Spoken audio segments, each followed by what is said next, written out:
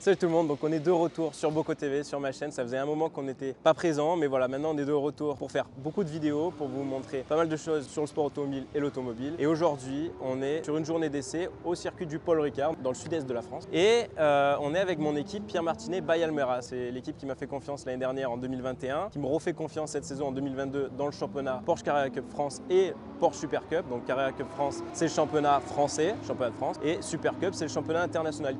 L'objectif aujourd'hui, c'est de prendre un maximum d'expérience avec la voiture, progresser avec mon ingénieur et mon mécanicien sur la voiture, avoir un meilleur réglage pour aller plus vite, et moi reprendre un petit peu confiance avec la voiture parce que ça fait un petit moment que je n'ai pas roulé sur cette voiture. Et voilà, je vais vous montrer tout ça aujourd'hui. Allez, c'est parti.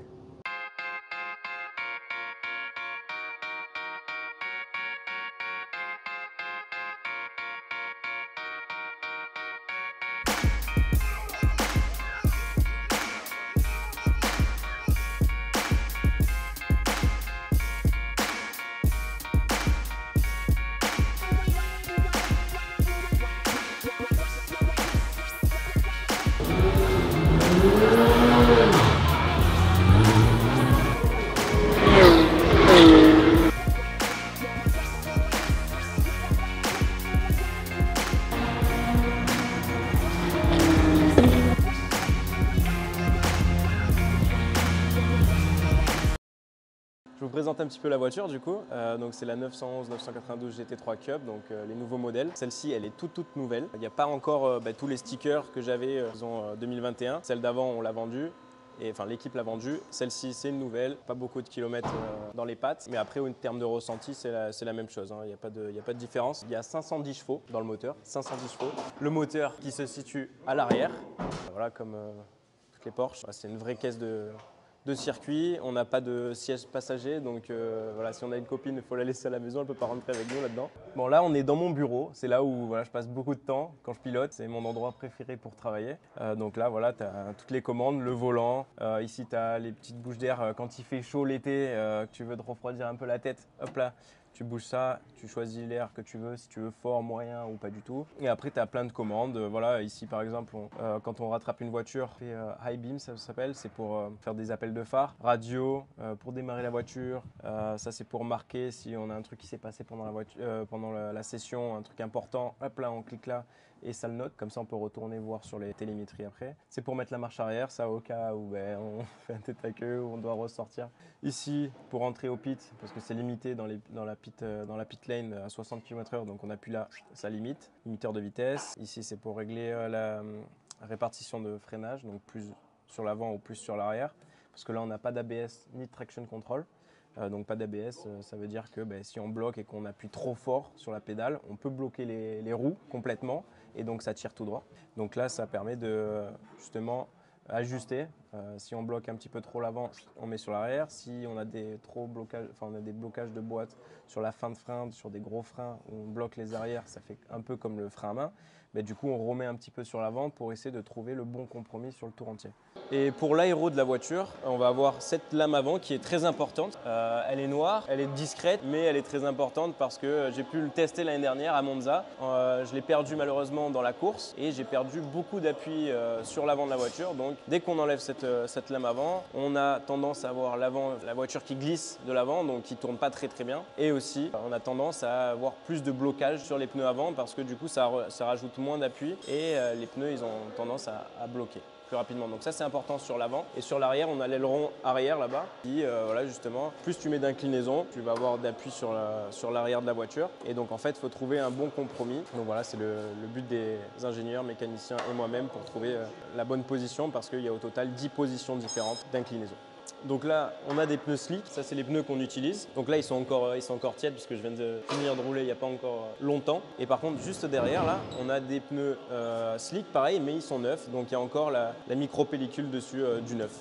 Là, on va voir les pneus pluie. Ils ne sont pas du tout lisses, justement. C'est pour permettre à l'eau de s'évacuer. Donc l'eau va rentrer par ici, par ces petits ces petites rigoles là et va venir sortir pour justement avoir ce patch ici, toujours en contact avec la piste et pas faire d'aquaplaning ou voilà. Ça va permettre d'avoir un meilleur grip. Bon, je suis avec Doudou, mon mécanicien de cette saison. Ça fait combien de temps que tu es avec Almeras du coup? Alors, moi, ça fait 7 ans maintenant que je suis dans cette équipe, Almeras. J'ai vu arriver ce petit jeune là il y a 2-3 ans, on l'avait pris en test. Et puis bon, on a conclu un petit contrat l'an dernier. Il est venu essayer de conquérir des titres avec nos couleurs. Malheureusement, on est passé à ça d'y arriver en Cup France et Super Cup.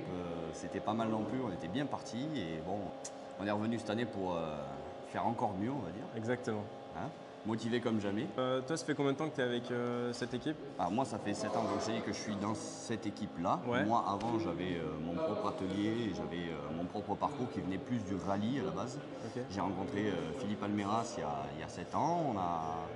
On a switché, j'ai essayé le circuit. Je ne connaissais pas du tout cette discipline et ce monde-là. J'ai découvert en même temps voilà, la Porsche Cup et cette discipline qui, au final, me convient parfaitement car c'est très précis, très fin. Ok, et du coup, tu n'as pas le parcours, entre guillemets, normal non. Pour venir dans les... Un peu comme toi. En fait, moi j'ai débarqué là, c'est le destin qui m'a amené ici. Okay. Moi j'ai pas fait le cursus normal d'un mécanicien de compétition qui doit passer par des écoles spécifiques après avoir fait une formation de mécanicien. Moi j'étais vrai mécanicien avec de l'expérience et du sport auto.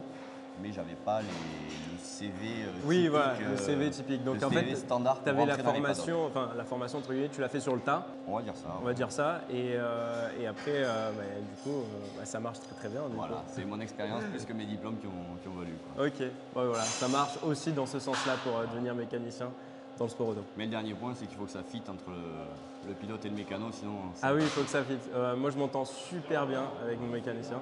Ouais. Et c'est ultra important parce que forcément, on va voyager de partout en Europe, toute la saison, on va passer énormément de temps. Je vais passer plus de temps moi avec lui que lui avec sa femme sûrement. Ah oui. Donc il faut vraiment que ça matche et ça aussi c'est un peu l'envers du décor qu'on ne se rend pas compte mais qu'au final ça prend énormément de temps.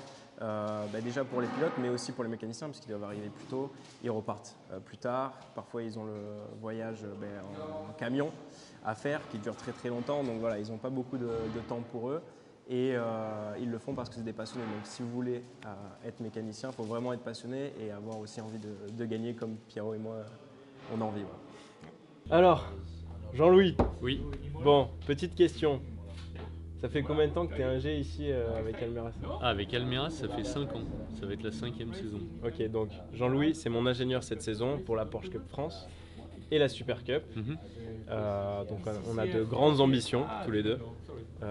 Avec Doudou tous les trois du coup et voilà on va essayer d'aller chercher les victoires et on va faire le max. On va faire le max en tout cas pour les tests, pour la Porsche Cup France, la Super Cup, pour aller chercher les titres. T'as fait quoi toi comme formation pour Alors moi ça fait 15 ans que je fais du sport auto. Ok. J'ai une formation d'ingénieur. Ingénieur en mécanique automobile en général. Donc t'as fait quoi comme école du coup Alors j'ai fait licence au Mans. Ok, licence au Mans. Oui. Ok. Et ça, ça dure combien de temps après le bac Alors ça dure d'abord 3 ans d'école d'ingénieur. Ok. Et ensuite une année de spécialisation, master. Ok. Et donc une année spécifique pour tout ce qui est prototype automobile et sport automobile. Ok. Et ensuite la première année, au début tu avais des stages j'imagine dans cette année-là? Alors au début des stages, ouais, exactement. Okay. Des stages et donc des stages dans le sport auto, forcément. Et au début tu commences comme ingénieur data perfo. Ok. Avant après avec l'expérience de devenir ingénieur. Ok, donc pour ceux qui ne savent pas, data perfo, c'est en gros c'est s'occuper de tout ce qui est système électronique sur la voiture, donc comprendre les voitures, les systèmes électroniques, et puis tout ce qui est acquisition de données, comparaison de pilotes, avant de régler des châssis de voiture. Voilà. Ok, donc ça c'est la première partie, et ensuite après c'est régler la... C'est ça. Et après, c'est régler le châssis, régler la boîte de vitesse de la voiture. Okay. Voilà, comme ça, vous savez un petit peu voilà, ton parcours. Et la première année où tu as été ingénieur, c'était... La première année, j'ai fait dans l'équipe Barasi Epsilon. Okay. Et on faisait de la Formule Renault 2 litres en World Series Renault. Ok, c'est bien, c'est un bon programme ça. C'était sympa. Ouais, c'est un bon programme. Voilà. Faut commencer par là. La monoplace aussi pour les ingés. Pour les pilotes et pour les ingés, nickel. Bon, mais ça marche, merci Jean-Luc. Merci à toi.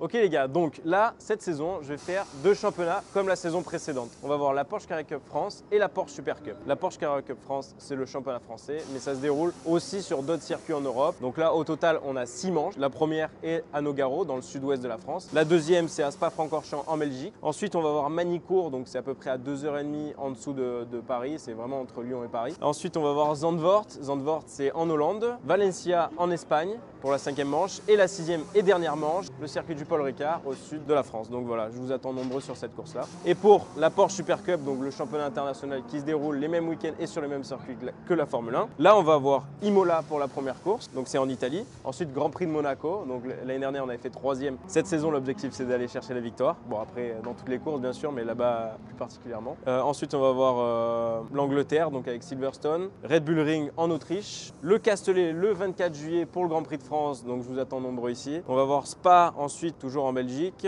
Zandvoort aussi, en Hollande. Et on finit par Monza, donc pour le dernier. Il y a 8 manches au total et il y a une course par week-end. Contrairement à la Porsche Carrera Cup France, il n'y en a que 6. Mais par contre, en Porsche Carrera Cup France, il y a 2 courses par week-end. Et la Porsche Super Cup, il y en a seulement une. Et c'est le dimanche, à peu près vers midi, avant la Formule 1. Juste avant la Formule 1.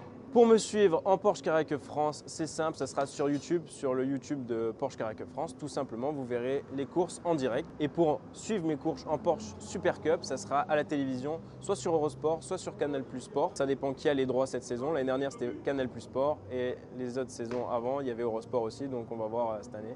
Mais en tout cas, ça se passera à la télé. J'espère que vous avez aimé la vidéo. En tout cas, moi, ça m'a fait kiffer de vous montrer un petit peu l'envers du décor avec mon équipe. Et puis, si vous voulez d'autres vidéos, n'hésitez pas à vous abonner, à liker. Je vais en rajouter pas mal. On va faire pas mal de vidéos sur l'automobile, le sport automobile. Et voilà, ça m'a fait kiffer de partager tout ça avec vous. Vous pouvez me retrouver sur Instagram pour voir un petit peu mon lifestyle, les courses, suivre un petit peu les résultats des courses, les endroits où je vais, les circuits. Et puis sur TikTok, si vous avez des questions, voilà, j'explique tout sur TikTok. Si tu n'as pas compris, c'est là-bas que ça se passe. Allez, à plus.